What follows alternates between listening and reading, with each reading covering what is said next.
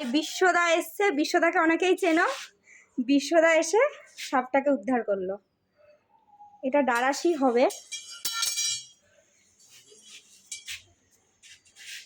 এর আগেও একদিন ঢুকেছিল, কিন্তু দাদা পাইনি সাপটাকে, এসে খুঁজে চলে গেছিল, মনে হয় বেরিয়ে গেছিলো। আজকে আমি রান্নাঘরে ঢুকেছিলাম খাবার নিতে, তো তখন এই সাপটা আমি দেখতে পাই। তো সাথে সাথে ফোন করে তোমাদের শুভদা, আর বিশ্বদার সাথে সাথেই চলে আসে, 5 মিনিটও লেট করেনি।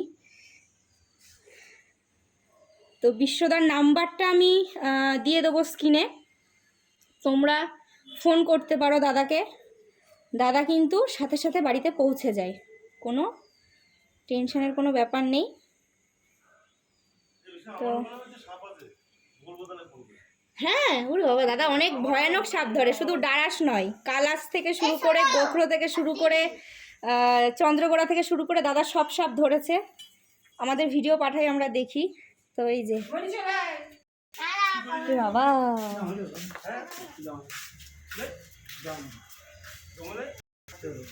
আবার আমার বাড়ি চলে আসবে। ওর আমার বাড়িটা খুব ভাল লাগে, খালি রান্নাঘরে ঢোকে।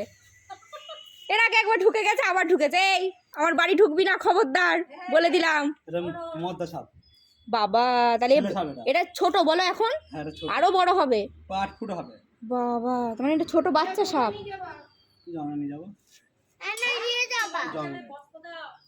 বস্তা দেবো?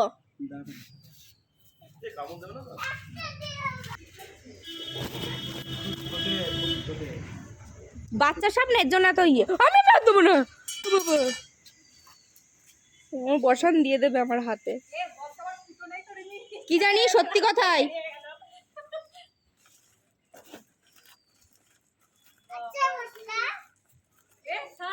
আজ সকালে কিন্তু ফোন করছিল, সে গোখরোর জন্য যেতে পারেনি, গিয়েছি, সে অনেক লেট হয়ে মানে সকালবেলা। দেশে গোখরো পেয়েছো? না, গোখরা বেড়ে গেছে, এত বড়। বাবা, দেখলাম হাফ করে।